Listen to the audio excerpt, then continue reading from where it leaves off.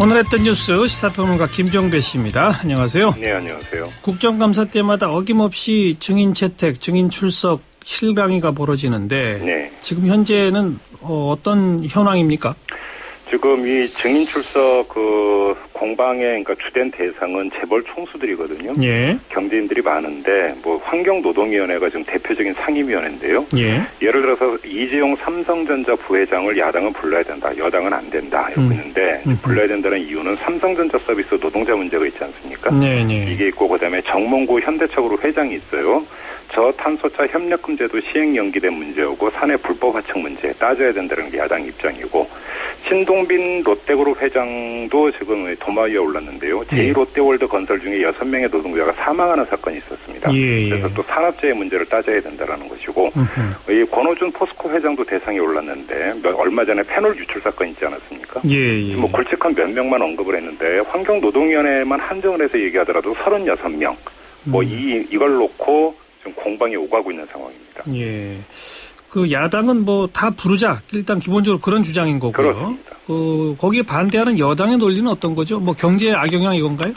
지금 이제 크게 두 가지가 있는데요. 하나는 대기업 회장을 도대체 왜 부르냐. 국가문 공공부문을 대상으로 하는 것 아니냐. 이게 여당의 주장입니다. 예. 이거에 대해서 야당 같은 경우는 공정한 시장 질서 확립을 위해서는 필요한 것 아니냐. 그리고 부르면 안 된다라고 하는 주장이 기업 감싸기다. 이렇게 지금 맞서고 있는 상황이죠. 예. 그다음에 또 이 재판 중인 사람은 부를 수 없다. 이 여당은 법 내세워서 이렇게 주장을 하고 있는데 야당 같은 경우는 나올 수 있는지 없는지는 본인들이 판단할 문제이지 증인 채택을 하고 안 하고 이것까지 여기서 언급할 이유는 없는 거 아니냐. 예. 이런 주장이 있고요. 예를 들어서 국정원 대선 개입 사건 국정조사 때 재판 중이던 원세훈 전 국정원장이나 김용판 서울경찰청장 같은 거 나오지 않았습니까? 그랬죠. 이런 게 있고요. 또 다른 이유 가운데 하나로 불러놓고 답변 기회 안 주는 경우도 있고. 맞아요. 기껏해야 30초 주면서 뭐하러 부르느냐 호통만 치는데. 이런 여당의 주장도 있기는 합니다. 예.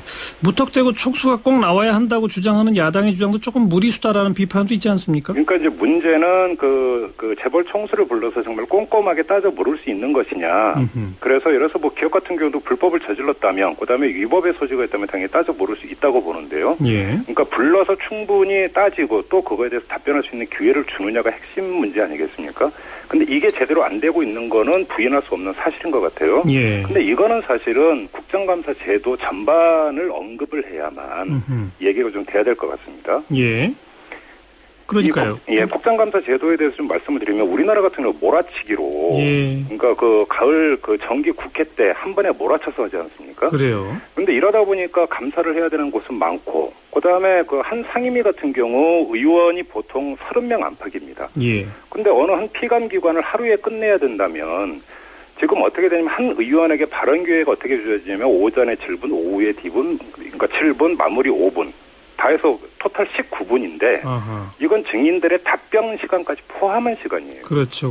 이러니까 사실은 묻기도 바쁘고 답변도 못 듣는 경우가 많고 이러다 보니까 답변은 서면으로 대신해 주세요라고 하는 장면 여러 번 아마 많이 보셨을 거예요. 그렇죠. 이게 이제 호통을 치고 싶어서 치는 아주 권위적인 국회의원도 있겠고 시간에 쫓겨가지고 그러니까 국회의원 같은 경우는 사실은 스타가 될 수 있는 아주 좋은 기회가 국정감사인데 어떻게든 문제 제기하고 발언을 많이 하고 싶어하고 이러다 보니까 나타나는 현상이고 그래서 나오는 이야기가 상시국감 아니겠습니까? 물리적으로 지금 같은 제도에서는 제대로 된 추궁과 답변 이게 불가능하죠. 사실 그렇죠. 그래서 우리 정관용 앵커께서도 7분 줄 테니까 다 한번 캐바를 하면 캐지겠습니까 그게? 안 되죠. 안 되죠. 답변 듣다가 또 추가 질문하고 이래야 되는데 그게 가능하겠어요? 그리고 꼭 이게 상임위 전체로 움직여야 되는지도 저는 의문입니다. 그러니까 미국 같은 경우는 소위 차원에서 국정조사되면서 청문회 아주 집중적으로 하지 않습니까? 그래요. 이런 식으로 운영의 묘를 얼마든지 살릴 수 있을 것 같은데 이런 국감제도 전반이 사실은 손질이 돼야 될 것 같아요. 이제 국감 끝날 때마다 이거 손질하자 하는데 왜 안 되는 거예요? 올해 같은 경우는 그래서 1년에 2번 나눠서 실시하기로 여야가 합의를 보지 않았습니까? 분리국감이라고 그랬어요. 그렇죠. 그런데 이제 세월호 참사 그리고 이제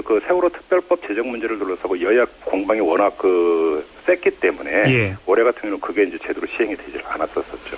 그나저나 이 증인으로 채택됐는데 안 나오면 어떻게 되죠?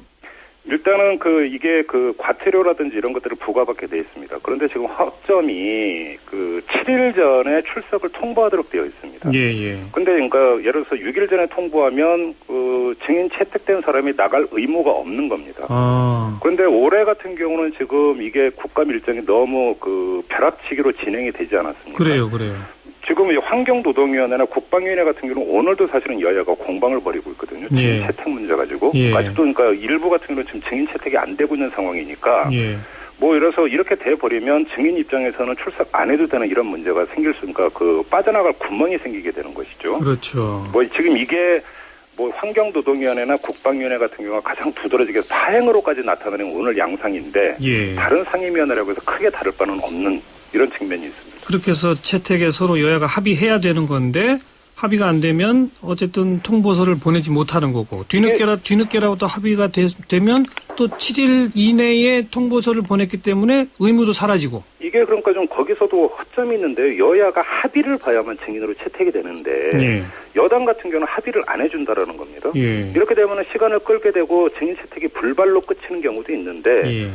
예를 들어서 지금 수원대 사태라고 해가지고 이인수 총장이 수십 가지의 불법 위법 행위를 저질렀다는 의혹 제기됐고, 예. 그다음에 김무성 새누리당 대표의 딸 교수 채용 의혹도 제기가 됐고, 예. 그래서 이인수 예를 들어서 수원대 총장 같은 경우 불러야 된다고 하는데 제대로 안 되고, 예를 들어서 상지대 김문기 총장 같은 경우 오늘 출국을 한다는 거 아닙니까? 예. 외국으로 나가버린다라는 것이죠. 예. 여기에다가 지금 4대강 문제도 그러니까 뜨거운 쟁점이 될 걸로 예상을 했는데 그때 당시에 주무장관이었던 정종환 당시 국토부 장관 연락두절이라면서요.